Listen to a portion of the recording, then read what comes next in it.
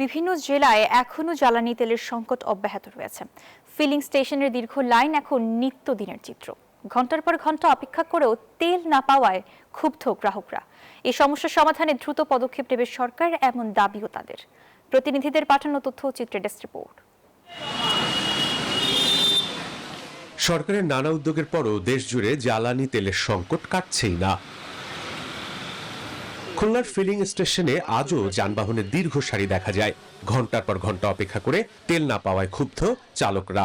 এরকম লাইন মেনে শৃঙ্খলা মেনে তেল পাবো না, তারা তাকে সম্পর্ক থাকে ভালো, তাকে 1000 টাকা ট্যাঙ্কি ফুল করে দেবে, কোন ধরনের বিচার? আমি প্রায় 1.5-2 ঘন্টা ধরে দাঁড়ায় আছি। সিরিয়াল ব্রেক তো হচ্ছে, স্পেশাল লোক আছে, সব জায়গাতে কম বেশি আছে, মহিলারা বেশি বিরক্ত করছে।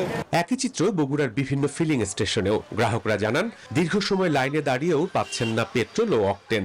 এখানে ওনারা লিখেই রাখছে যে তেলের কোনো সংকট নাই, কিন্তু ওনারা তেল দিতে পারছে না। মানে এইটা তো আসলে এক ধরনের প্রতারণা, জনগণের সাথে এক ধরনের প্রতারণা ছাড়া কিছু না। 11টা সাড়ে 11টা পর্যন্ত সিরিয়াল ধরে থাকা লাগে, তারপরে দেখা যাচ্ছে আমরা তেল পাই 200 টাকার তেল পাই।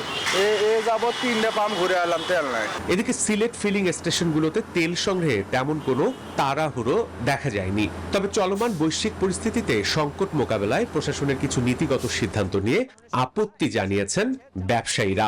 তাদের অভিযোগ, চাহিদার তুলনায় তেলের সরবরাহ কম। তেল কম পাওয়ার কারণে আসলে এইভাবে তেল দেওয়া যাচ্ছে না পাবলিককে। তো আমরা আশা করব আগামী দিনে তেলের সরবরাহ প্রচুর থাকবে। সার্বিকভাবে বলতে হইলে এই টোটাল কর্মকাণ্ড আমলাতান্ত্রিক অপ্রয়োজনীয় তৎপরতার বাইরে আর কিছু না, যে সরকারকে ওনারা দেখাইতেছে যে আমরা কিছু কাজ করতেছি, কাজের কাজ কিছু হবে না। এদিকে ছুটির দিনেও নারায়ণগঞ্জের 4টি ডিপো থেকে রাজধানী ঢাকা সহ আশপাশের 15টি জেলায় জ্বালানি তেল সরবরাহ করা হচ্ছে। Desk report, news 24।